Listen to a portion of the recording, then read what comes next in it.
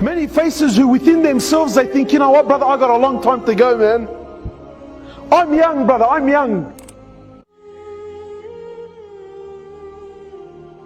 Brothers, I've had the most interesting 5 weeks of my life. I've buried almost 8 brothers in the last 5 weeks. All of which were under the age of 25. All of which were under the age of 25 years old.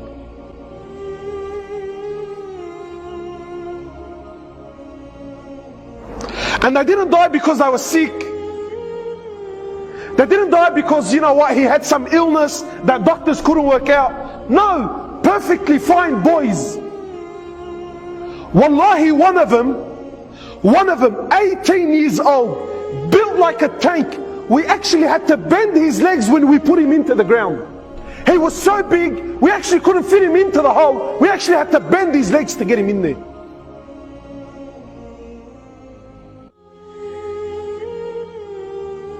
Under the age of 25. And ask me how many of them prayed. None of them.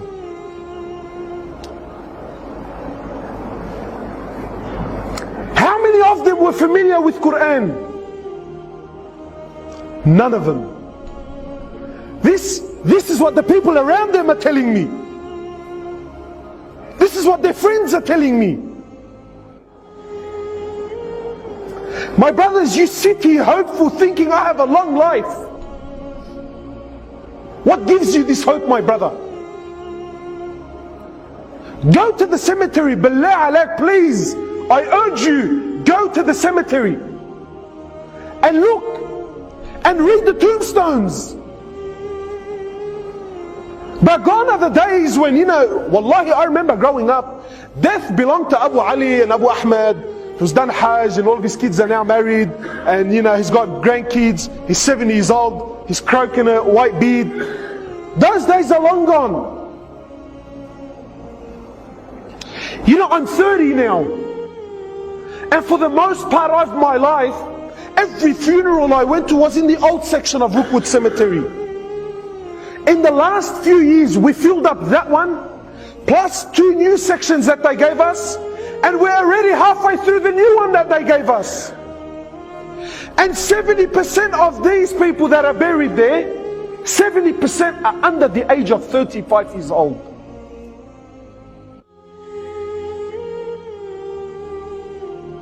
And yet we're still running amok in this world. We're still running amok. My brothers, life is serious, man. I hate to break it to you, wallahi. You know, I can sit here and give you this nice, beautiful talk with the Indian background dancers, Aflam Hindi. I can do that for you, inshallah, and make you feel good.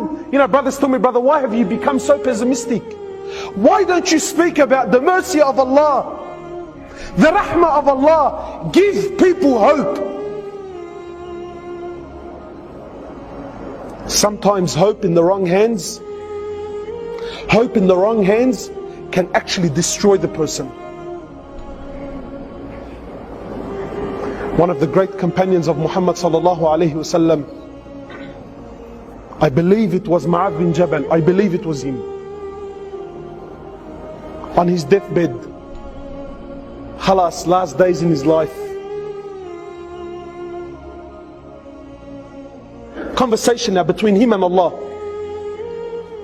He says, Ya Allah, you know that I lived my whole life in fear of you.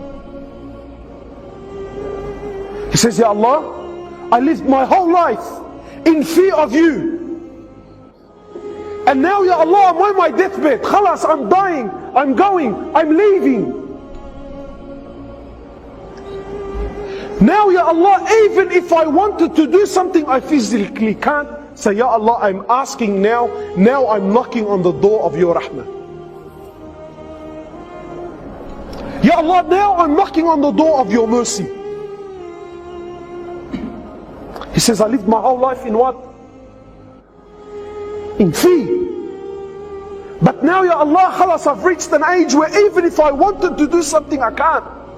I'm too old, I'm too fragile, I'm too brittle, I'm too sick, I actually can't get out of the bed. Now, Ya Allah, now at this moment of my life, I'm knocking on the door of your mercy, Ya Allah. I'm asking that you have rahmi upon me. I ask you, my brother, sincerely, did this companion not know the verses of rahmah? No, he knew it. But he knew, my brothers, that his life is serious. Brothers, you only get one shot. There's no coming back. There's no coming back. You only get one shot at life. The choice is yours. The choice is yours, wallahi, wallahi. Brothers, I'm lowering them into the ground, and the faces around me are crying, and family is breaking down, and people are in confusion. Wallah, it was an accident. Wallah, he wasn't supposed to be there. Brother, he was at the wrong place at the wrong time. This is rubbish. It's rubbish.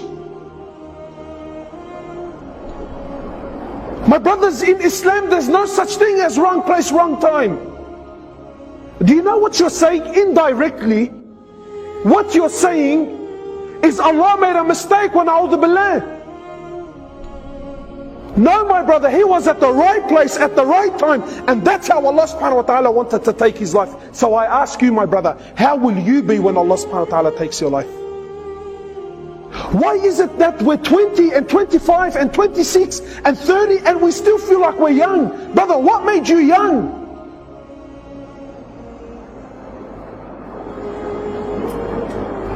My brothers, you have one shot at life. One shot. There's no coming back. You can't come back to fix things up. Please, my brother, wallahi, I'm begging you, not for my sake, for your sake, make it right, man. Make it right.